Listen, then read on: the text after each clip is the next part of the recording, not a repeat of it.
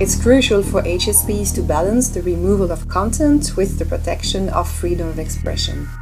So they have to ensure that actions are proportionate and justified.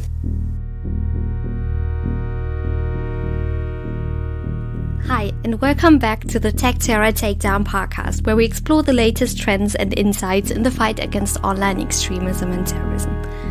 I'm your host, Sophia Rothut, a researcher at LMU Munich and in the EU-funded TAPE project. Today, we're diving into a crucial and simultaneously complex topic, the identification of terrorist content online. This is an area where the lines can often blur, and making the right decisions is not only challenging, but also essential for the safety of our online spaces.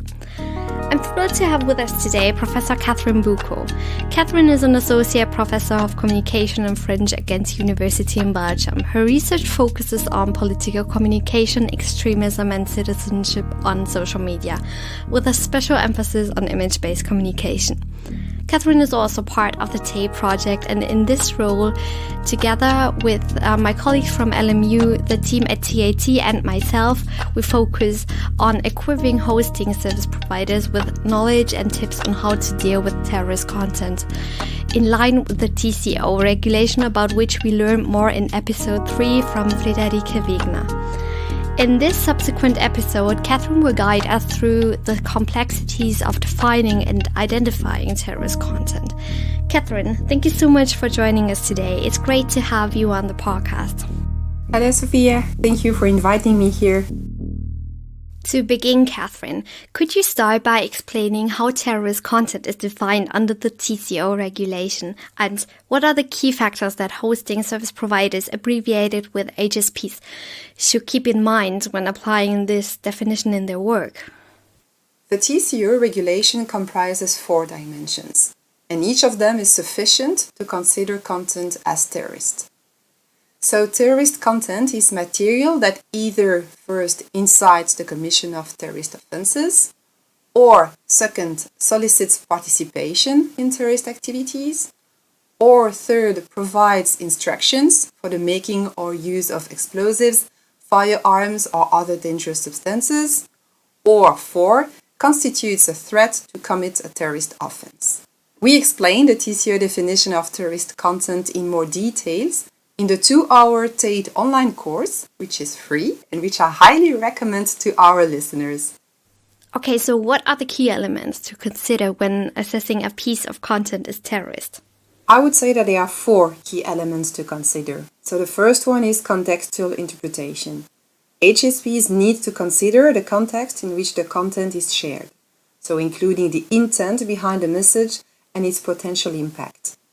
For example, Meta relaxed its policies on terrorism and violent extremism in relation to the Azov Regiment in the context of the Ukraine-Russia war. The Azov Regiment is a neo-Nazi Ukrainian far-right paramilitary group. Praise for the group was banned in 2019 under Meta's Dangerous Individuals and Organizations policy. But in 2022, Meta reversed its ban on posts praising the Azov battalion because that battalion was playing a role in the Ukraine National Guard. So praise became okay. But the Azov regiment itself was still banned from using Facebook to create accounts, to publish content, or to recruit members. And in 2023, Meta removed the Azov battalion from its list of dangerous individuals and organizations. And what is the second key element? The second element when assessing a piece of content is the distinction between direct and indirect incitement. The European regulation includes both direct and indirect incitements, which means that content that could indirectly encourage terrorist activities is also within scope. But it's not easy to define what content is indirect incitement. Very interesting point, to which we will come back in a minute, I guess. The third key element is alignment with national laws. The TCO regulation provides a broad definition, and HSPs must align this with the specific legal definitions and requirements of the countries in which they operate. The fourth key element is related to human rights considerations. It's crucial for HSPs to balance the removal of content with the protection of freedom of expression. So they have to ensure that actions are proportionate and justified. For example, many people have opposed this European regulation because they feared that the short deadline, so the 1-hour deadline imposed on online hosts to remove content, could lead to a breach of the law. The opponents consider that it provides a strong incentive for platforms to deploy automated content moderation tools. Current content moderation practices are characterized by a lack of transparency and accuracy of automated decision-making. Because it is challenging for automated tools to consistently differentiate between activism, counter-speech, satire about terrorism, and terrorist content, they fear that increased automation will eventually lead to the suppression of legal content.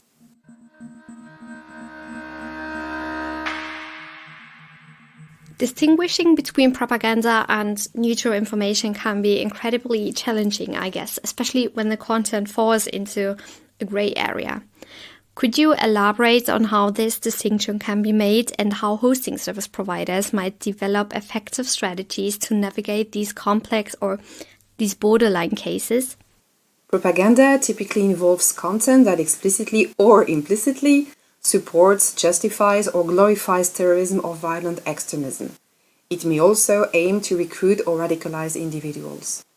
Neutral information is content that reports on terrorist activities or entities without endorsing or promoting them.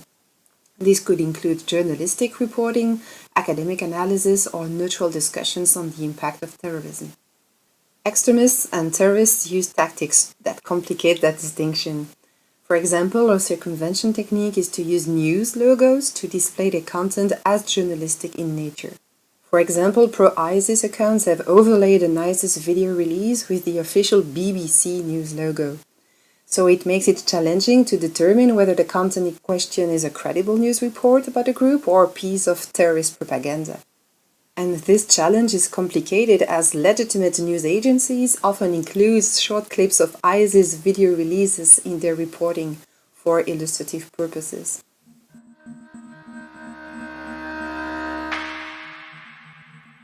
Do you have tips for me and for our listeners on how to distinguish terrorist content from these content forms? It is complex, of course, but in a few words, I would say that there are 3 main aspects to distinguish. First, tone and imagery. Evaluate language, symbols, and imagery used in the content. Also, assessing whether the content uses emotionally charged language or glorifies violent acts can help differentiate propaganda from neutral information. The second aspect is the contextual cues. Understanding the platform and community where the content is shared and the typical behavior of the users within that space helps a lot. Content shared in forums known for extremist activity may be more likely to be propagandistic. Some studies reveal that withdrawal from mainstream platforms, so i.e. after deplatforming, towards fringe platforms typically entails an increase in radicality and in toxic language. Another example would be cues that might help assess the background of the group. If the canal's photo of a Telegram group or its account name uses extremist logos, symbols, codes, then these may be first markers of the context that can be taken into account when assessing a piece of content in doubt. The third aspect, engaging with experts and continuous learning. Consulting with terrorism and communication experts helps to evaluate borderline content. Also, providing training for staff to make these distinctions more effectively is also important. There are at least 3 possibilities. The first one, a low-key possibility, is to stay up to date, for instance, following hashtags on social media that one typically uses. So to be exposed to this kind of info sporadically and automatically when scrolling through social media. The second possibility is to make use of support offers like the free capacity building program offered in projects like TATE or join free workshops that bring together experts. The third possibility, which is important, if you have doubts about a piece of content that might be considered terrorist, send it to your national competent authority. If terrorist in nature, they for sure want to be aware of it, as it can pose or evolve into a threat. It's good that there are cues and ways that might help in that process, because distinguishing between propaganda and neutral information sounds very challenging in practice. Yes, definitely. Let's take an example. In January 2022, a popular Urdu language newspaper based in India posted a post about the Taliban on its Facebook page. The post reported that a member of the Taliban regime in Afghanistan had announced that schools and colleges for women and girls would reopen in March 2022. And the post linked to an article on the newspaper's website. Meta found that the post violated the Dangerous Individuals and Organizations policy, which prohibits praise of terrorist organizations. After Meta's oversight board analyzed the case, Meta decided that the post should not have been removed as its rules allow reporting on terrorist organizations. So Meta restored the content and removed the restrictions on the user's account.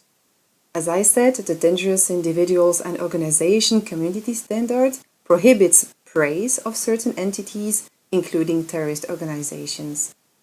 But praise is defined broadly in both the community standard and in the internal guidance for meta moderators. As a result, the board understands why two reviewers interpreted the content as praise. The Oversight Board also finds that removing the post is inconsistent with Meta's human rights responsibilities.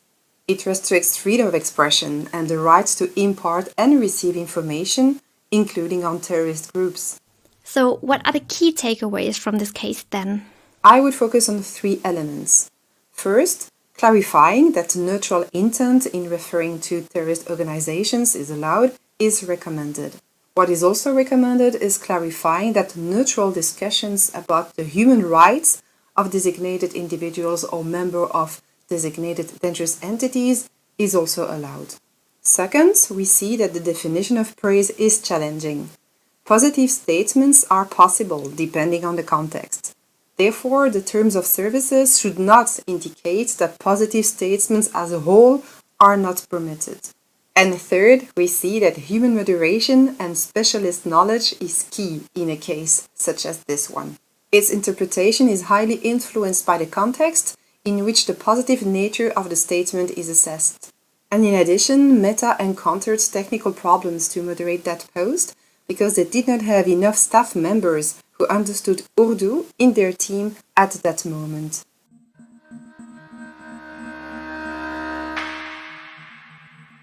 In your outputs, you write that another challenge can be the differentiation between rhetorical violent communication and actual incitement violence. What exactly is meant by that? Rhetorical violent communication means content that uses aggressive, threatening, or violent language, but stops short of explicitly calling for action. This could include hypothetical statements, metaphors, or symbolic gestures. Incitement to violence refers to content that directly or indirectly calls for or justifies the use of violence against individuals, groups, or governments. This is often more explicit and can be tied to immediate threats. But of course, there is often a very thin line between both, and terrorist people know that. Do you have an example for us? A very famous example that highlights the concerns surrounding this issue is the events leading up to the January 6, 2021 attack on the US Capitol. In the weeks and months leading up to that day, there was a widespread dissemination of rhetoric on social media platforms and at political rallies that used violent and inflammatory language. They used violent metaphors, calls to fight, and claims that the US election had been stolen, which resonated with a significant portion of the population. For instance, during speeches and in online posts, phrases like "we fight like hell," "stop the steal," and "take back our country" were repeatedly used.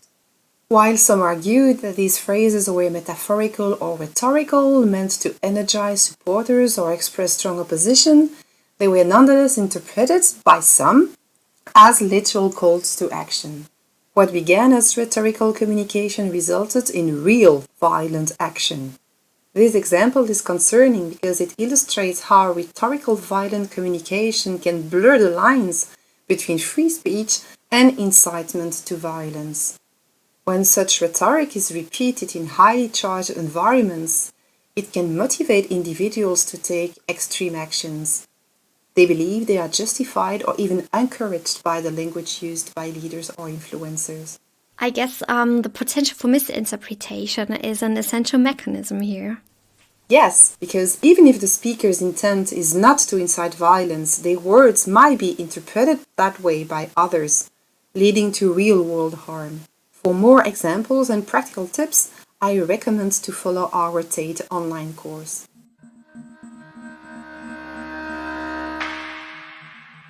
Do you maybe have another example for us that can help us understanding these mechanisms? Another example is the Anwar al-Awlaki case. He was an American-born cleric who became one of the most prominent voices in Al-Qaeda's propaganda efforts in the late 2000s. Through his sermons, writings, and videos, he promoted extremist views and he encouraged Muslims to take up arms against the United States and its allies. Al-Awlaki often used religious and political rhetoric to justify violence against the West. He framed his arguments in a way that portrayed violent jihad as a religious duty, using persuasive language to reach disaffected individuals around the world. His speeches were widely distributed on the internet, making him a significant figure in online radicalization. He spoke in broad terms, often avoiding direct calls for specific violent acts, which allowed him to skirt the line of direct incitement. Okay, so thinking of what we discussed a minute ago, I assume his speeches were sometimes interpreted as incitement to violence. Yes, many of his messages were interpreted as direct encouragements to commit acts of terrorism. Al-Awlaki's influence is linked to several high-profile terrorist attacks and attempted attacks. One significant example is the 2009 Fort Hood shooting in Texas, where the terrorist who had been in contact with Al-Awlaki via email killed 13 people and injured 30 others. He claimed that he was motivated by Al-Awlaki's teachings. This example raises significant concerns about the balance between freedom of speech and the need to prevent terrorism. It illustrates the difficulty of identifying when rhetorical communication crosses the line into actual incitement.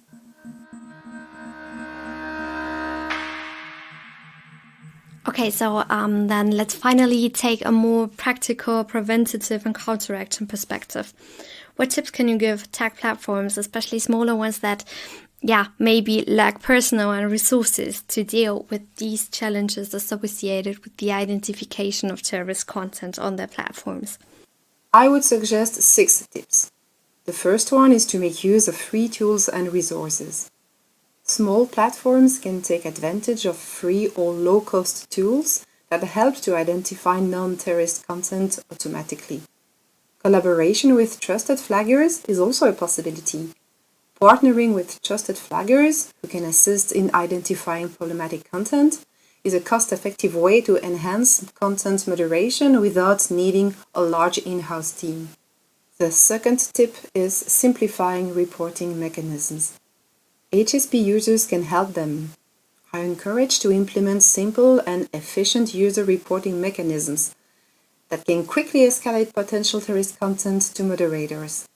The third tip, a focus on high-risk areas. Small platforms should focus their resources on areas of higher risk, such as monitoring user-generated content that is most likely to be exploited by terrorist actors, or prioritizing such categories in the processing of user reports. Fourth is to develop clear policies. Establishing clear internal policies and guidelines on how to handle terrorist content is key. That ensures that all team members are aligned and can act quickly and confidently when issues arise. And we already briefly addressed this earlier, but things like engaging with others, perhaps experts, NGOs, partners, other platforms that also deal with this topic can be useful as well. Yes, definitely. My fifth tip is to engage with experts, NGOs, industry, partners, etc. Engaging in industry networks and working groups can provide access to shared resources and collective knowledge. This can be particularly beneficial for small HSPs, and the Tate project provides such opportunities. My sixth and last tip is to make use of training and learning opportunities. Even with limited resources, investing in regular training for staff on identifying and managing terrorist content can be crucial, and this can be supplemented with online courses or webinars.